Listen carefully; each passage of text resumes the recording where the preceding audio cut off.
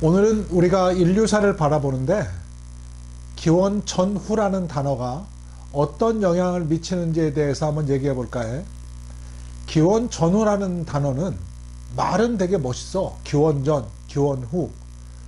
근데 이게 이 단어 자체로 역사가 단절되는 현상이 나타나는데, 우리는 기원 전후라는 단어를 듣게 되면 기원 전 그러면 야, 근원 이전의 역사야? 기원 후 역사만이 우리가 이해할 수 있는 역사라는 것으로 인식하게 되는데, 이게 역사를 크게 오해하게 만들어. 그래서 기원 전 그러면 모두가 같은 시간대로 놓게 되거든. 근데 생각을 해봐. 우리는 지금 기원 후 서기 2000년 정도야 지금.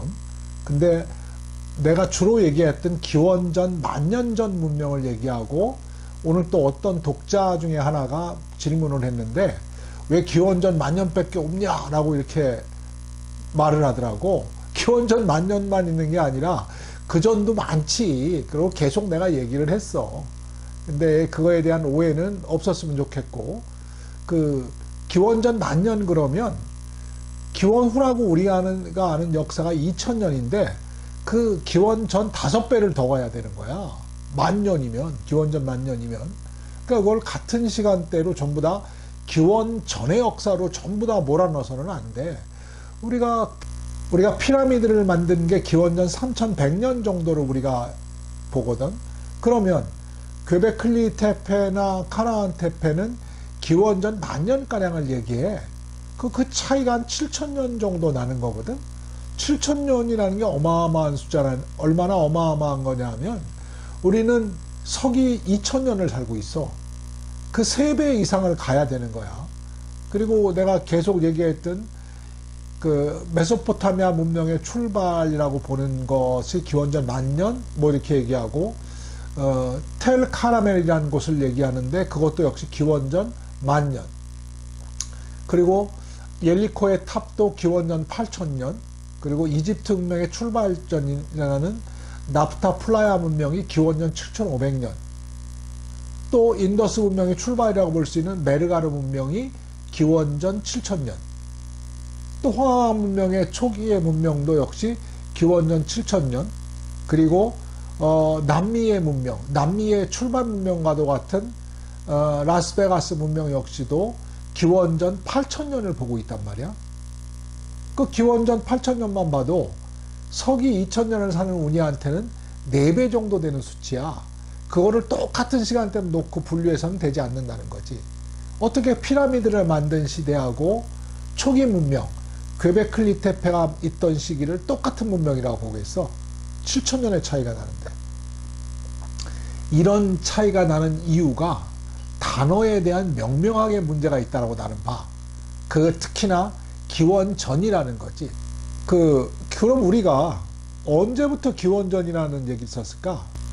AD 525년에 디오디시우스 엑시쿠스라는 사람이 처음으로 이걸 쓰게 됐는데, 이걸 쓰게 된 동기도 대단히 웃겨. 오 나의 주여라는 것을 쓰기 시작해서 주가, 예수가 태어난 이유를 갖다가 우리가 쓰기 시작한 거거든. 근데 더 웃기는 사실은 뭐냐 하면, 예수는 AD 이전에 태어났어. 그러니까 AD라는 말도 어떻게 보면 약간의 모순이 있는 말이지. Before Christ라는 말은 그 당시에는 없었고, 730년 정도 영국의 수도사 비드라는 사람이 영국의 교회사를 쓰다가 필요해서 BC라는 말을 처음으로 만들기 시작했거든. 근데 이것도 역시 마찬가지야. 그 당시 영국의 국력이 세지 않았다면 아마도 이거는 그대로 묻혔을 거야. 근데 그 이후에 우리가 영국의 기독교, 영국의 세력이 셌기 때문에 이것은 유럽 전역으로 서서히 퍼져나가서 마지막에 포르투갈이 AD와 BC라는 말을 받아들이면서 유럽 전역에 이게 퍼져나가기 시작했어. 식민지 시대가 되면서 유럽의 많은 열강들이 전 세계를 정복을 위해서 뛰어들었잖아. 그러면서 이 AD, BC라는 시간대, 우리가 서기를 세는 시간대가 전 세계로 퍼져나가기 시작했다는 거야. 왜냐하면 유럽의 각국의 열강들이 전 세계에서 그날을 쓰기 시작했거든. 필요에 따라서. 그러면서 전 세계는 이거를 쓰기 시작했고, 중국에서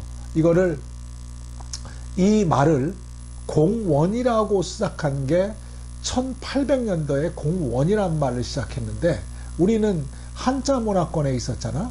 한자 문화권에 있다 보니까 이게 기원이란 말로 이게 해석이 됐던 것 같아. 그래서 기원전후라는 말이 생겨나게 됐거든. 근데 기원전후라는 말이 생겨나면서 우리가 인류사, 역사를 보는 시각이 대단히 단절적으로 돼버리고 말았어.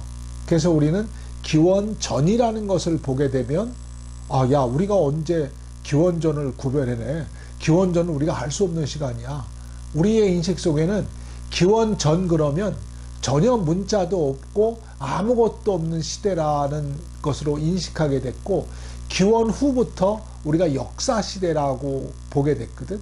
그게 우리가 인류사를 단절적으로 받아들이는, 인류사가 연속적으로 받아들이지 않게 하는 가장 큰 원인 중에 하나로 작용했던 것 같아. 지금도 내가 안타까운 것은 기원 전후라는 말을 쓰는 것이 약간의 모순점이 나타나. 꼭 이 말을 써야 되겠는가? 이 말 때문에 우리가 인식이 한계에 도달하는 게 아닌가라는 생각을 나는 가장 많이 하고 있거든. 언젠가는 이거와 대처되는 말을 생겨나겠지만, 서기라는 말을 쓰는 게 더 맞는 것 같아.